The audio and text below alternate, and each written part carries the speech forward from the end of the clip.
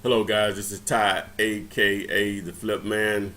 Today's video is on how to determine ARV. I've done this video a couple of times, but obviously I'm not doing a good job of explaining it because this is probably the question I get the most from students and non-students. So hopefully I'll do a better job of it.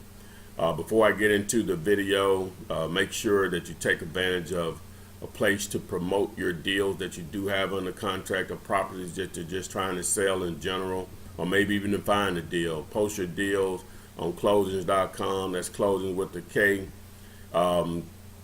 Simply go to the website. If you're not sure about how to post your deals, you can go down here at the bottom of the page, and you'll see the instructional video right here at the bottom of the page on closings.com. So make sure that you take advantage of that. You can still take advantage of my 100 plus videos on YouTube. All you have to do is just go to YouTube and you simply do a search for Teach Me Flipping. Just do a search, all one word, Teach Me Flipping.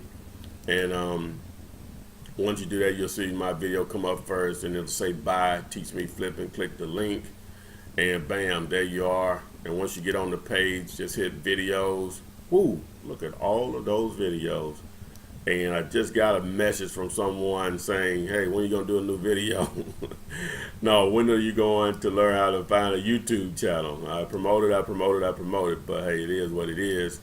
But yeah, do this for me if you will. Tweet this out, add it to Facebook, Instagram, just whatever social media channels you interact with. Send this video out. Maybe you'll make someone's day or help them along their real estate travels. So on to the actual video. The first thing that you want to do when you get a property address is that you want to simply Google the address. Simply Google the address. I got one ready to go. So bam. Okay, bam. So there we are. So all the sites here, that's the first thing that's going to come up on any address that you pretty much Google in the U.S. Some are better than others, but for the most part, these same sites are going to come up. The ones that I like are Zillow.com, Homesnap.com, Homes.com, Realtor.com, and even eAppraisal. And I've already pulled these up, so what I'm looking for is just a consistency in their best estimate. So the first site we got here is Zillow.com. Okay, all right. Their Zestimate, which short, I guess another way of saying estimate, is 58,540. Okay. The next site that I'm going to here is Homesnap.com. Okay, they have a value estimate of 55,000, but the number I really want to use is 63,595. The third site that I'm going here is Homes.com. So they have 65.8. And then the fourth site here is Realtor.com, which they give an estimate from SmartZip, Data Quick, and eAppraisal. So I'm going to go with the highest one here that's not out of whack of 66. So now I have 66,000 that I want to use. I have 65,000 that I want to use. And then I have $63,000 that I want to use. So I would say that the ARV on this property is 65,000. Now in my market, of course, you could do the formula. You do 65,000 times, we'll say 60%, minus your repairs, minus your fee that you want to make times 2. So just doing quick math here, this is going to go out the window for my market because I just know what buyers are willing to pay for this area. But we'll just use that as quick math. Let me pull out my calculator. Should I had it ready to go? We'll say 65,000 times 60,000. That leaves 39,000. We'll say it needs 20 in repairs. We'll say 15,000 in repairs. That leaves 24,000. And then I want to make 5,000 on the deal, so I'll time that times 2, so that's 10,000. So minus 10,000. So now I'm 14,000 is the range that I'll need it in, which is about right for my market. I would probably need to get it below 10 with 15 in repair. I probably would need to get it below 10,000 in reality. So, but each market is different. That's going to be part of your mission, is to figure out what buyers are willing to pay. And it's, with dealing with students, I try to help you along with that. And some of them just flat out just trial and error.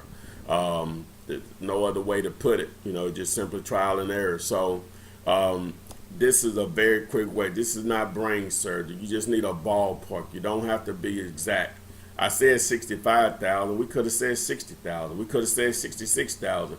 That $4,000 or $5,000 difference is not going to be that big of a deal when you're just trying to determine if you're in the ballpark or whether it's worth it or not. That you get in your car and go see if this property is worth it. If we're talking in that $15,000, $16,000, $17,000 range that they want for the house, then yeah, that's something I'm going to take a look at, because I can possibly negotiate something like that down once I take a look at it. So this is just, like I said, it's just a general idea. It's not set in stone or whatever. You just don't want to waste time. You just need to know if they call you and say on this house, if someone would have called me and say, hey, I want 30,000, we're not close. We're really not close.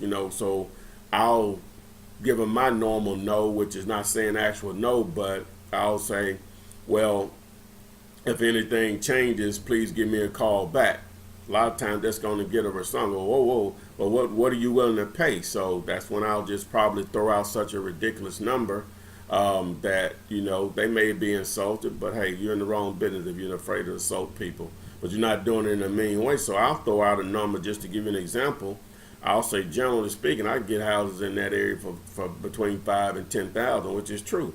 So then they'll either say, well, no, I can't do that. And I say, well, how close could my next follow-up question, because I'm not expecting them to accept 5,000, but my follow-up question will be, well, how close can you come to that amount? So whatever their response is, if they say, well, I can do 20, still not a deal for me. If they say, well, I might could come down to 15, then I may get out and go take a look at it. So there you are. That's basically my negotiating skills. A lot of ways to do it, but that's normally how I'll negotiate a deal, get down to the point. My sole objective initially is to find out what that seller's least amount is. Now, I hope that they'll give it to me. Is something I can at least get in the car from our conversation. But if I have to throw out a number, I'm going to throw out a number so ridiculous that I'm not expecting them to accept it. Now, sometimes they will, but I'm not expecting them to accept it. But my follow-up question is, how close can you come to that amount? And some of you will know I've said this if you talk to them, especially students. So there it is. That's ARV. I don't know any other way to explain this to you, especially the free resources that are out there now. This didn't exist when I started. You had RealQuest and others, but you had to pay for those, which they still exist, but there's too many free sites out there that give estimates, and you don't have to go by one. You want to compare them, and they should be in the general ballpark of each other, and bam, there you are. It's really that simple. So don't forget, that's the end of this video, but don't forget closings.com, post your deals for free. Don't forget to take advantage of my 100 plus videos that teach me flipping. And then, of course, I have the course in coaching at junkers101.com. You can call or text me, 205-492-3425. Please tweet, post on Facebook, make someone's day with this information. Hopefully it helped you today. Thanks. I look forward to working with you in the future.